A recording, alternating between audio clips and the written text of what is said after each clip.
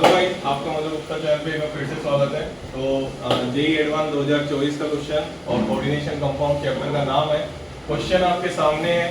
Question ने पूछा है डायामैग्नेटिक स्पीसीज पूछी है। तो पहले मैं डायामैग्नेटिक पैरामैग्नेटिक की अगर बात बताऊं तो डायामैग्नेटिक हमारे केमिस्ट्री में हम ये बोल के चलते हैं कि जिसमें अनपेयर्ड इलेक्ट्रॉन नहीं हो उसको हम क्या बोल देते हैं, डायामैग्नेटिक। ठीक है। और पैरामैग्नेटिक किसको बोलते हैं, जिसमें अनपेयर्ड इलेक्ट्रॉन कम से कम एक हो, एक से ज्यादा भी हो सकते हैं और एक भी अगर मिल गया तो वो स्पीसीज को हम कौन सी स्पीसीज बोलते हैं, पैरामैग्नेटिक स्पीसीज बोलते हैं। राइट। चलिए, तो आइए हमको इसमें देखना है। बट कोऑर्डिनेशन कंपाउंड का है तो इन्होंने सारे कॉम्प्लेक्स कंपाउंड दिए हैं क्वेश्चन में, तो आइए एक एक की बात कर लेते हैं। उससे भी पहले अगर आपने सीएफटी के बारे में ध्यान से पढ़ा हो तो ये क्वेश्चन कभी भी आपने एक बार वीबीटी पढ़ ली कोऑर्डिनेशन कंपाउंड में, उसके बाद क्वेश्चन सीएफटी पढ़ने के बाद हमेशा सीएफटी से ही करना, वीबीटी से मत करना। हो सकता है क्वेश्चन का आंसर कभी कभी गलत आ जाए। ठीक है ना। चलिए, तो अगर मैं सीएफटी की बात करूं तो दो केस होते हैं, स्ट्रॉन्ग फील्ड और वीक फील्ड के लिगेंड में। यहाँ पे अगर हम 5 डिब्बे बनाए डी ऑर्बिटल के, ये मैंने बड़े प्यारे 5 डिब्बे बना दिए। यहाँ पे मैं स्प्लिटिंग की बात करूं तो ये मैं वीक फील्ड की स्प्लिटिंग कर देता हूँ। यहाँ पे नीचे T2G के 3 डिब्बे आ जाएंगे और Eg के कितने डिब्बे आ जाएंगे बेटा, 2 डिब्बे आ जाएंगे। ठीक है। ये T2G होता है, ठीक है, और ये Eg होता है। ये जो स्प्लिटिंग है ये स्प्लिटिंग, ठीक है, ये स्प्लिटिंग है, इसको डिनोट करते हैं डेल्टा नोट से। ये मैंने लिखा है वीक फील्ड लिगेंड के केस में। कौन से लिगेंड के केस में लिखा है बेटा, वीक फील्ड लिगेंड के केस में लिखा है, वीक फील्ड लिगेंड के केस में लिखा है। ठीक है। चलिए, अगर मैं इधर बात करूं तो यहाँ पे जो स्प्लिटिंग होती है वो होती, तो सीएफटी की बात कर रहा हूं मैं, इस तरफ कर रहा हूं मैं। ठीक है। यहाँ पे जो स्प्लिटिंग होती है वो थोड़ी ज्यादा होती है। यहाँ पे भी वही 2 डिब्बे बनेंगे, यहाँ पे भी वही 3 डिब्बे बनेंगे, यहाँ पे भी वही 3 डिब्बे बनेंगे, यहाँ पे भी वही T2G आएगा और यहीं पे वही Eg आएगा। आराम से देखो। अब ये जो केस है वो केस है स्ट्रॉन्ग फील्ड लिगेंड का, वो जो केस है वो वीक फील्ड लिगेंड का केस है। तो अगर इन सब में आप देखोगे कि 4 इलेक्ट्रॉन कम से कम मिलेंगे आपको, तो मैं सीधा 4 इलेक्ट्रॉन पे आ रहा हूं कि अगर 4 इलेक्ट्रॉन स्ट्रॉन्ग फील्ड लिगेंड के केस में बढ़ने हो और 4 इलेक्ट्रॉन वीक फील्ड लिगेंड के केस में बढ़ने हो तो क्या करना है हमको। आइए, तो 4 इलेक्ट्रॉन अगर मेरे को स्ट्रॉन्ग फील्ड लिगेंड के केस में बढ़ने हो, ये एनर्जी गैप हो गया इसका, ये एनर्जी गैप हो गया डेल्टा नोट, जो कि ज्यादा है किससे, पेयरिंग एनर्जी से। और यहाँ पे जो डेल्टा नोट है वो पेयरिंग एनर्जी से क्या है, कम है। यहाँ पे जो डेल्टा नोट है वो पेयरिंग एनर्जी से क्या है, कम है। बात समझ में आ रही है? अरे बात समझ में आ रही है? ठीक है ना। मैं पेयरिंग एनर्जी, पेयर करने, पेयर जो बनते हैं ना उसके लिए जो एनर्जी रिक्वायर्ड होती है उसको पेयरिंग एनर्जी बोलते हैं। ठीक है। चलिए, अगर मेरे को 4 इलेक्ट्रॉन भरने हो तो इसमें क्या हो सकता है, इसमें ऐसे भरे जाते हैं 1 2 3 और 4, ऐसे भरे जाते हैं 4 इलेक्ट्रॉन। हाँ, स्ट्रॉन्ग फील्ड लिगेंड के केस में इलेक्ट्रॉन ऊपर नहीं जाता, पहले क्या होता है, T2G में पेयर होता है। जी हाँ। और अगर वीक फील्ड लिगेंड की बात करूं तो इलेक्ट्रॉन आराम से ऊपर चल जाता है क्योंकि एनर्जी गैप क्या है, कम है। क्या बात समझ में आ रही है? क्या बात समझ में आ रही है? क्या 5वां इलेक्ट्रॉन जो होगा वो 5वां इलेक्ट्रॉन भी इसमें ही जाएगा और इसमें कहा जाएगा, ऊपर जाएगा। छठा जो इलेक्ट्रॉन होगा वो भी इसमें जाएगा और इसमें कहा जाएगा, यहां जाएगा। आराम से देखो, कोई दिक्कत? ऐसे ही हमको इन कॉम्प्लेक्सेस में स्ट्रॉन्ग फील्ड लिगेंड और वीक फील्ड लिगेंड देख के ये पहचानना है कि इसमें अनपेयर्ड इलेक्ट्रॉन है या नहीं। अगर अनपेयर्ड इलेक्ट्रॉन नहीं है तो हम उसको बोल देंगे, जो हमारे क्वेश्चन ने पूछा है, डायामैग्नेटिक स्पीसीज है। और अगर एक भी अनपेयर्ड इलेक्ट्रॉन मिल गया ना तो उसको हम क्या बोल देंगे, पैरामैग्नेटिक स्पीसीज बोल देंगे। आइए चेक करें, एक एक करके चेक कर लेते हैं। आइए, तो मैं सबसे पहले Mn की बात कर लेता हूं, Mn की बात कर लेते हैं। तो Mn, पहले तो मैं आपको लिगेंड बता दूं, ये जो आपका अमोनिया है इस केस में यहाँ पे स्ट्रॉन्ग फील्ड लिगेंड की तरह काम करेगा। यहाँ पे जो Cl है वो आपका वीक फील्ड लिगेंड की तरह काम करेगा। यहाँ पे जो फ्लोरीन है वो आपका वीक फील्ड लिगेंड की तरह काम करेगा। यहाँ पे फ्लोरीन वीक फील्ड लिगेंड है। ठीक है। कोबाल्ट 3+ के साथ भी फ्लोरीन वीक फील्ड लिगेंड ही होता है, ध्यान से सुन लेना। हाँ, यहाँ पे अमोनिया है जो स्ट्रॉन्ग फील्ड लिगेंड की तरह काम करेगा। यहाँ पे जो En है, En क्या होता है, इथाइलिन डायमाइन। अरे En क्या होता है, इथाइलिन। En क्या होता है, इथाइलिन डायमाइन, इथाइलिन डायमाइन। क्या होता है, इथाइलिन डायमाइन। ठीक है। और इसका NH2CH2CH2 ये बाइडेंटेड लिगेंड होता है। मैं उतना डिटेल में नहीं जा रहा हूं, मैं बस इतना बता रहा हूं आपको, ये स्ट्रॉन्ग फील्ड लिगेंड होता है। कैसा लिगेंड होता है, स्ट्रॉन्ग फील्ड। मतलब जहां जहां मैंने स्ट्रॉन्ग फील्ड लिगेंड लिखा है वहां वहां पेयरिंग हो जाएगी, जहां जहां मैंने वीक फील्ड लिगेंड लिखा है वहां वहां पेयरिंग नहीं होगी।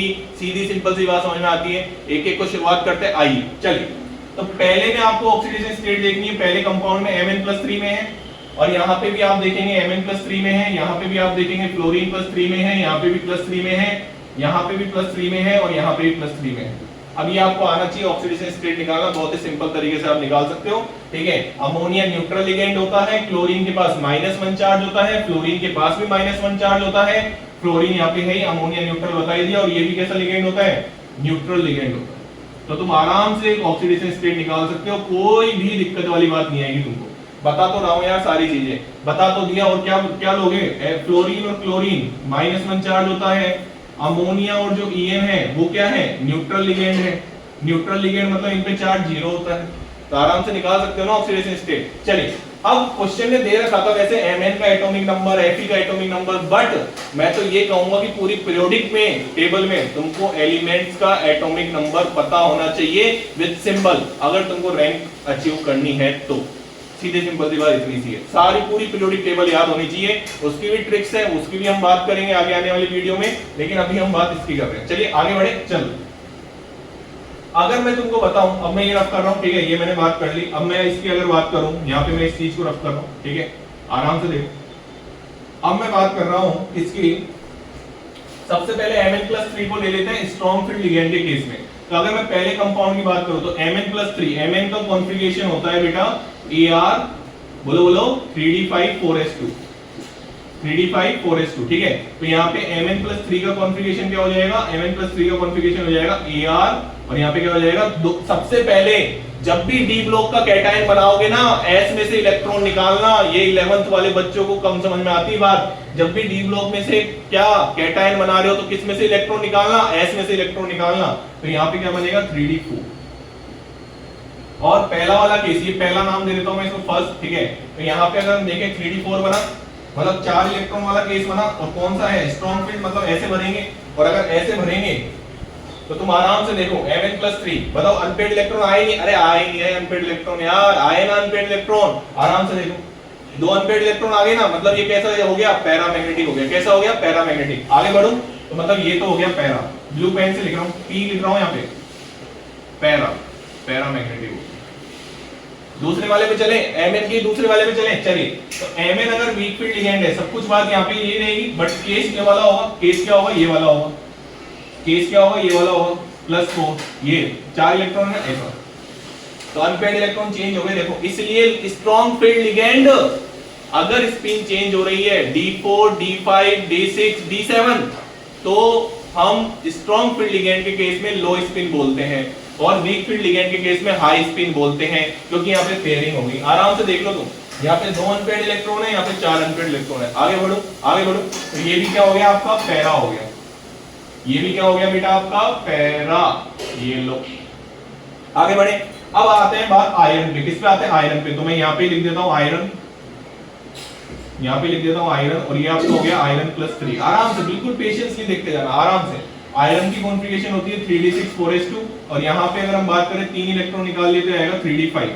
अब पहला केस यहाँ पे इस वाले की बात कर रहा हूं मैं, वीक फील्ड लिगेंड है, वीक फील्ड लिगेंड है तो इलेक्ट्रॉन कैसे भरेंगे, ऐसे भरेंगे, तो 5 इलेक्ट्रॉन भरने हैं, ये लो 5 इलेक्ट्रॉन भर दिए।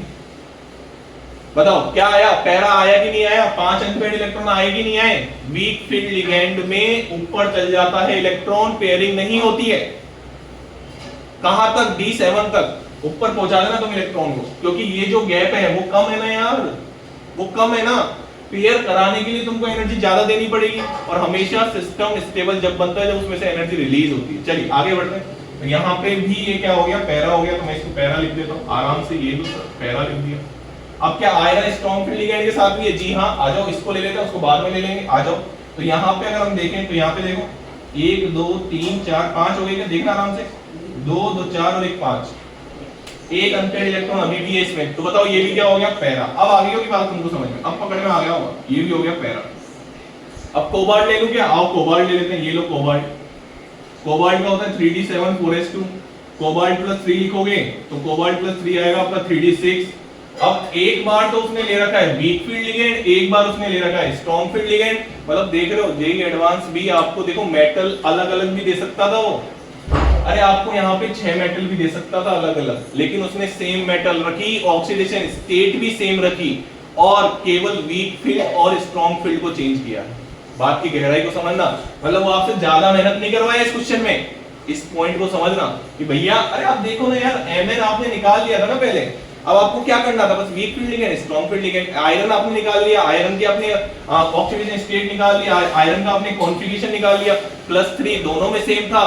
बताओ, केवल वीक फील्ड लिगेंड और स्ट्रॉन्ग फील्ड लिगेंड। आओ कोबाल्ट की बात कर लेते हैं। तो कोबाल्ट की सबसे पहले मैं बात इसकी कर लेता हूं, strong field weak field ligand के केस में तो अब इलेक्ट्रॉन यहां नहीं जाएगा। अब गलती से भी ऊपर मत बढ़ देना। अगर तुमने हुंड का मैक्सिमम मल्टीप्लिसिटी का रूल वॉयलेट कर दिया कि सर जब सेम एनर्जी के डिब्बे होते हैं ना तो उसमें पहले एक एक इलेक्ट्रॉन सबने भरा जाता है और फिर उसके बाद क्या होती है, पेयरिंग होती है। ये हुंड का मैक्सिमम मल्टीप्लिसिटी रूल है ना, तो पहले इलेक्ट्रॉन अब कहां जाएगा, यहां। कोबाल्ट के केस में बात कर रहा हूं, तो कोबाल्ट के केस में इलेक्ट्रॉन यहां जाएगा। अरे सर अभी भी इसके बाद कितने अनपेड इलेक्ट्रॉन है, 4 अनपेड इलेक्ट्रॉन है, मतलब ये भी क्या हो गया, पैरा हो गया। बिल्कुल पेशेंसली देखते जाना, पेशेंसली। मेरी गारंटी है अगर आपको एक भी चीज इसमें समझ में नहीं आए तो ऑक्सीडेशन मैं बात करूंगा कि मैंने इस वीडियो में क्या क्या बात कर ली। आइए अभी पहले हम इसको और देख लेते हैं। यहाँ पे स्ट्रॉन्ग फील्ड लिगेंड है, तो बताओ छठा इलेक्ट्रॉन यहीं जाएगा, आराम से देख लो। पहले 1 2 3 बढ़ दिए मैंने, फिर 4 5 6 बढ़ दिए। क्यों?